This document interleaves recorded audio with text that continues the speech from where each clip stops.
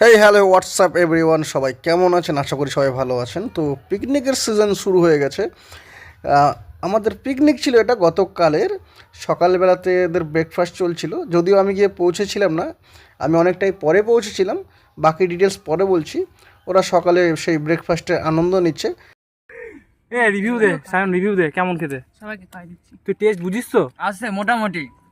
মোটামুটি কি মোটামুটি? লবণ। লেওরিট বাবা রিভিউ দে লেওরিট ঠান্ডা হয়ে গেছে আগে গাইস। আমাকে কেমন করে দেখাবো আমি এখন? ঘুরাই না ক্যামেরাটা।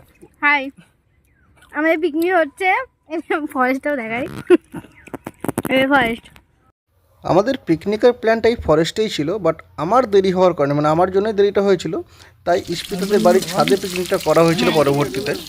আরো 3 জন আসবে গাইস। পিকনিক স্পট থেকে ঘুরে এসে বাড়িতে ছাদে রান্না করা হচ্ছে। ছি ছি, সম্পাদিকে একটু দেখাই। হাই, এই যে মাংস গরম হ্যাঁ। এই যে যাদের বাড়ির ছাদে পিকনিক হচ্ছিল, এই সেই ইস্পিতা। হ্যাঁ বলুন দিদিমণি, আপনার কি দাবি? এটা কি হয়? এটা হচ্ছে মাটনের কি পিস মাটনের কি পিস? ভালো লাগে একটা জিপ কেমন করে হত্যা করে খেতে। বাঁচার পরিবেশের তাগিদে বাঁচার লড়াই খেতেই হবে। বেলা 3টে পার হয়ে গেছিল, তবু আমি গিয়ে পৌঁছতে পেরেছিলাম না। তো যাই হোক, এই যে পাগলিগঞ্জ যে ব্রিজটা আছে, সেই ব্রিজটা পার করে আমরা যাচ্ছিলাম। দেখুন, এখানে কিন্তু অনেক পিকনিক স্পট আছে, আপনারা চাইলে পিকনিক করতে পারেন। আমি পৌঁছতেই গিয়ে দেখি মাংস টকবক করে ফুটছে। সাউন্ডটা শুনতে পাচ্ছিস?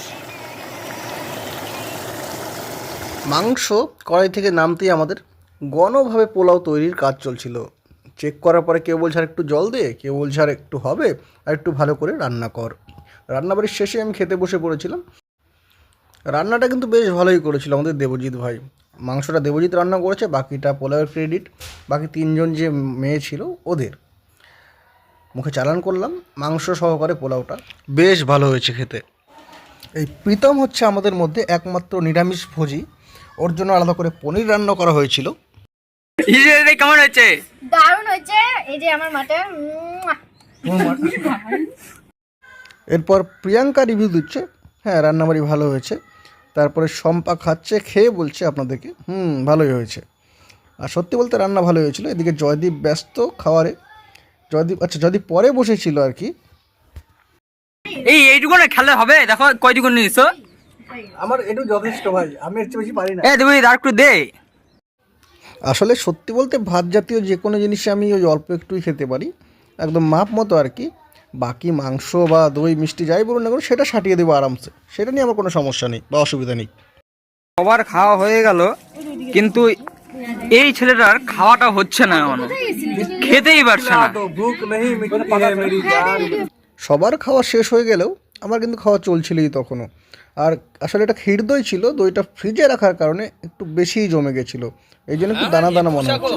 এটা বেশ ভালো টেস্ট ছিল। এটা আপনার গঙ্গারামপুর থেকে নিয়ে আসা নয়াবাজারের ক্ষীর দই ছিল।